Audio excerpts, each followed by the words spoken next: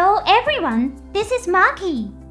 The Gundam Seed series is still going strong, isn't it?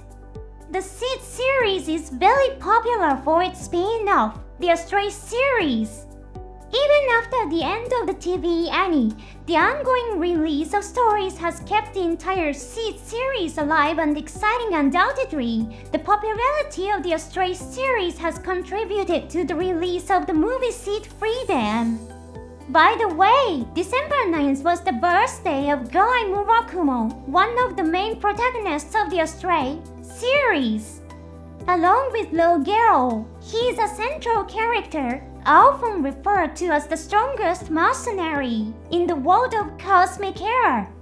Today, let's take a look at a comment shared on X by Tomohiro Chiba, the writer of the Astray series. Among other things, he talked about the new story Freedom Astray.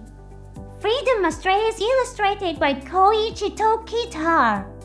Tokita has worked not only on the Astray series, but also on the comic adaptations of various Gundam series. It's exciting to think about how the Astray series will evolve in the future. Let me share the first comment. Let me talk about Freedom Astray, which is currently being serialized in Gundam Ace magazine. It's a unique development for Tokita illustrated comic, as it features many scenes of Guy and the Serpent Tail mercenary team in action. Tokita's depiction of Guy is really cool. Of course, I like the other members as well. In Tokita's previous works, the stories often focused on Lowe Gule. The Astray series, which was simultaneously serialized in several magazines and adapted into various comic books, had different main characters for each storyline. It's exciting to see how Tokita, who previously focused on Lowe, will now bring out Guy's role and showcase his abilities. Now let's take a look at a comment on Guy's design. I may have mentioned this in an interview or two in the past. Guy's design was developed by studying and incorporating elements of characters that the people involved thought were cool in the past. I also remember discussing Captain Harlock with Tokita. Captain Harlock is an anime that aired in Japan, and this comment is quite interesting. Interestingly, Mitsuo Fukuda, the director of the CTV anime and Seed Freedom, once mentioned in a past interview that he had considered incorporating elements inspired by Captain Harlock into his direction. This was in reference to the battleship Millennium and Mal Ramirez. Although these ideas were part of an early concept and were never actually implemented, the following scenes were envisioned. Mo would be at the helm of the battleship Millennium, performing a ramming maneuver against an enemy warship during the attack. The glass of the cockpit window would shatter, leaving a scar on Mo's face. After the collision with the enemy ship, Mo would use a large rifle to shoot the enemy queen, Aura.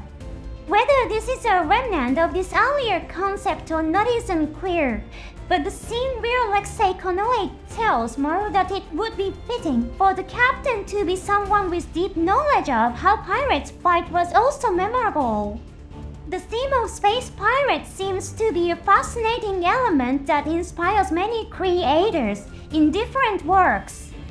Let's also look at the comments about Serpent Tail. The Serpent Tail mercenary unit was originally conceived with the concept of professional individuals forming different teams for each mission. A similar idea existed in the early episodes of the Lupin, the third TV anime. The current portrayal has shifted a bit though, and Serpent Tail's original inspiration was Crusher Joe. The overall structure of the team bears some resemblance. By the way, Kazuhana wasn't originally intended to be a member of Serpent Tail in the early concepts. However, magazine and media introductions often mention that Kazuhana is a member of Serpent Tail. Interestingly, Kazuhana herself was portrayed as someone who admired the idea of joining Serpent Tail. Thanks to the enthusiasm of everyone involved, Kazuhana officially became a member of Serpent Tail. Lupin III is a Japanese anime inspired by the concept of what if the descendant of a famous fictional French thief lived in modern times. Similarly, Crusher Joe is a Japanese anime. Its character designs were created by Yoshikazu Yasuhiko. Yasuhiko is the artist responsible for the character designs of the original Gundam series. The anime Crusher Joe was produced by Sunrise, making it a kind of sibling to the Gundam series. Comments were also shared about Lowe Gule. Let me also talk about Lowe.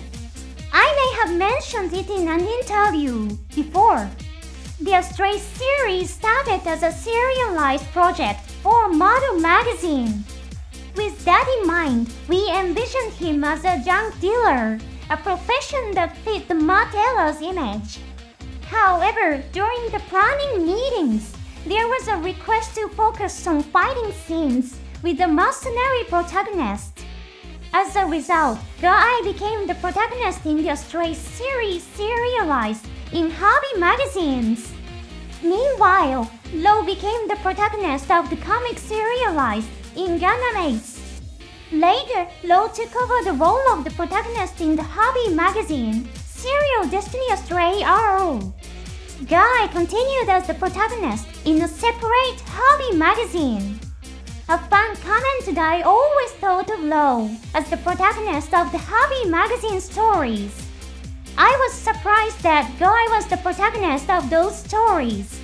Mr. Chiba responded. The editor in charge of Hobby Japan magazine was a fan of Lowe's, so Lowe was chosen as the protagonist for Destiny Astray RO. The editor specifically requested a bright and cheerful story where no one dies. As a result, we created Lowe Gule, an engineer, as Lowe's rival. Another fan remarked I was surprised that a story was created in the cosmic era where no one dies. It was also interesting to see an enemy portrayed as an engineer, with battles based on technical and engineering skills.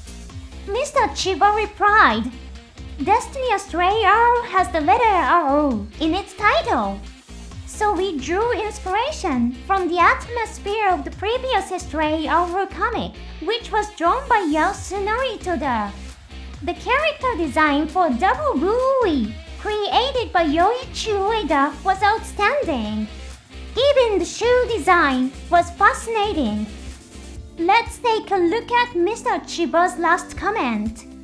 I have shared some thoughts on the Astray series. Following the old policy of Sunrise, I try not to make any comments about the settings. However, recently when I observed the comments of other staff members, it seems that some of them are talking about the settings. I think that's fun in its own way. Today, I decided to talk about things that have nothing to do with the settings themselves.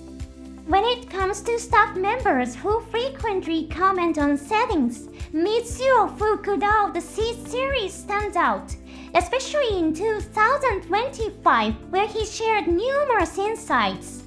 Whether this was something Fukuda planned isn't clear, but creating opportunities for staff to discuss settings is always a welcome treat for fans.